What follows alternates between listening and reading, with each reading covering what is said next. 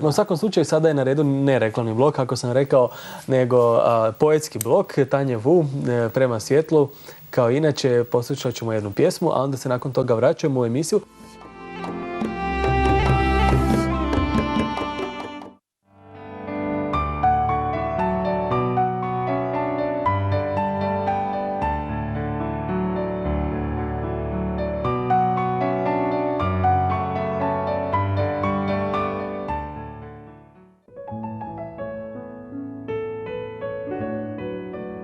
Dopusti mi da te pogledam, ali ne onako kako si navikao, već dublje.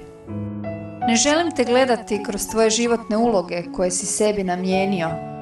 Ne želim te gledati kroz prizmu okolnosti ili ljudi koji su od tebe željeli stvoriti nešto čvrsto i nepromjenjivo da bi im bilo lakše uokviriti te i staviti u neku od svojih ladica. Ja želim vidjeti tvoju srž, kroz tvoje oči osjetiti tvoju temeljnu boju koja stvara naše duge i toplo titra cijelim tobom. Dopusti mi da uđem dublje, da i sam shvatiš gledajući me kako daleko možemo otići, koliko duboko je more svijesti. Zajedno smo jedne velike oči koje vide nešto što odvojeni nismo u stanju. Nešto što odvojeni nismo u stanju.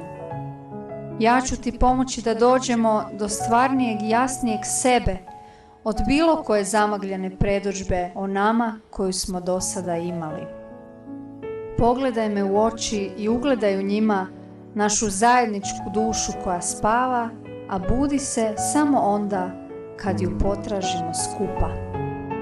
Želim te gledati svjesno, želim razmahnuti svaki zastor, svaki sloj svog nebitka. Dopusti mi da uđem dublje od straha, dopusti mi da uđem dublje od vezanosti, dopusti mi da uđem dublje od tijela, dopusti mi da uđem dublje od misli. Dopusti si magiju spajanja na razini koja je neopipljiva.